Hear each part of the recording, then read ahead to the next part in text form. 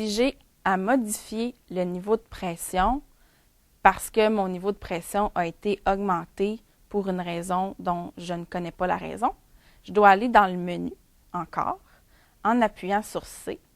Et là, je n'irai pas dans État, mais bien dans le menu Options. Donc, avec les flèches, je vais descendre et je vais aller rechercher les options.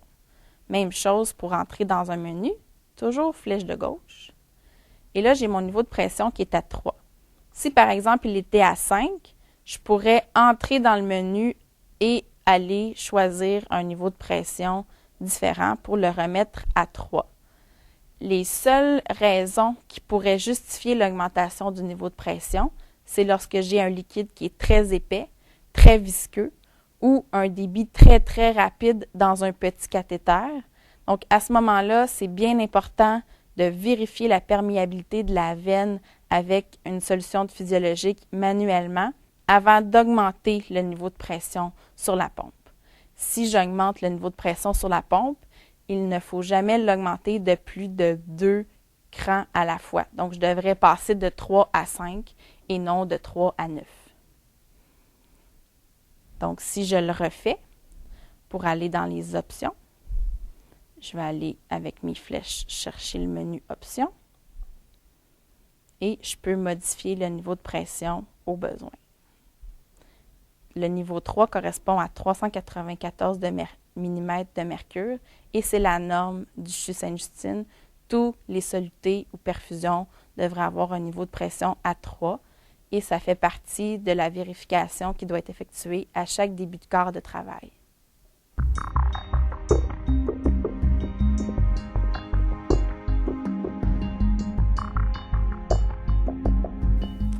Donc, une autre option qui est intéressante sur la pompe B-Brown, c'est l'option verrouillage. C'est possible de verrouiller la pompe pour qu'il n'y ait personne à l'extérieur qui puisse jouer avec la programmation, que ce soit le parent, que ce soit d'autres intervenants.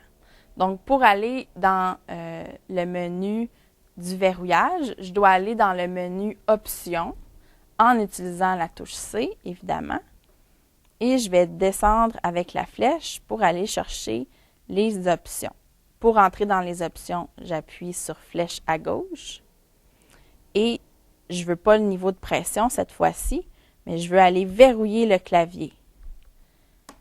Donc, j'ai passé tout droit, je vais remonter. Donc, verrouillage clavier. Présentement, il est à off.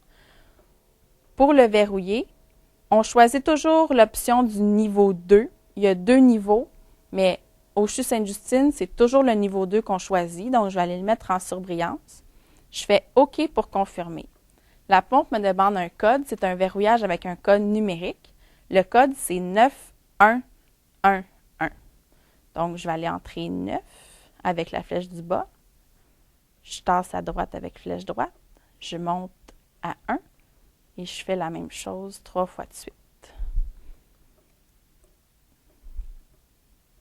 Il faut être discret auprès de la famille quand on fait ça. Et là, je vais attendre quelques secondes. Une fois que j'ai activé le verrouillage, j'ai une petite clé qui apparaît à côté du débit sur l'écran. C'est ce qui m'indique que ma pompe est verrouillée.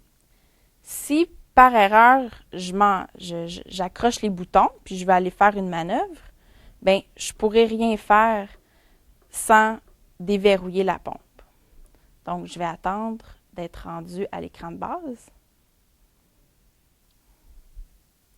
Si, par exemple, je vais aller changer le débit parce que j'ai une nouvelle ordonnance, j'appuie sur flèche à gauche et là, la pompe me demande automatiquement le code.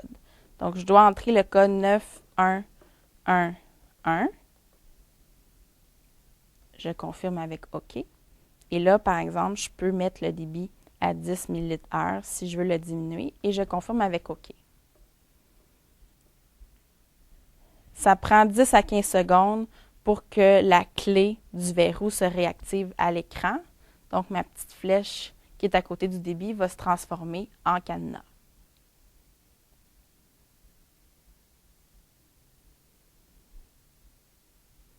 Les perfusions qui sont toujours verrouillées sur les unités de pédiatrie sont les perfusions de médicaments administrés par voie péridurale. Sinon, c'est seulement selon le jugement clinique des intervenants et il peut y avoir des pratiques qui diffèrent selon les unités de soins, selon certains médicaments. Si je veux déverrouiller la pompe, je refais le même processus en sens inverse. Donc, je vais aller dans le menu Options.